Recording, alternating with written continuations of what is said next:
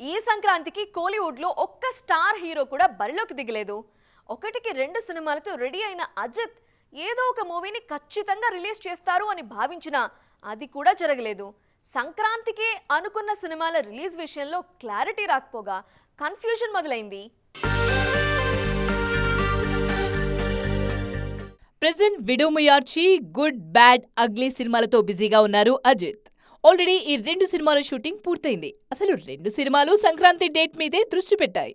ఏదో ఒక సినిమా పక్కాగా పొంగల్ బరిలో రిలీజ్ అవుతుందన్న టాక్ గట్టిగా వినిపించింది. కానీ ఆఖరి నిమిషంలో 2 సినిమాలు వాయిదా పడ్డాయి. సంక్రాంతికి పక్కా అనుకున్న విడోముయార్చి రిలీజ్ డేట్ లాక్ అవ్వకపోయినా సెన్సార్ ఫార్మాలిటీస్ మాత్రం కంప్లీట్ చేసుకుంది. దీంతో అన్ని కార్యక్రమాలు పూర్తయినప్పుడు విడోముయార్చి పొంగల్ రేస్ నుంచి ఎందుకు తప్పుకుందో అర్థం కావడం లేదంటున్నారు ఫ్యాన్. విడోముయార్చి పరిస్థితి ఇలా ఉంటే గుడ్ బ్యాడ్ అగ్లీది మరో వింత పరిస్థితి.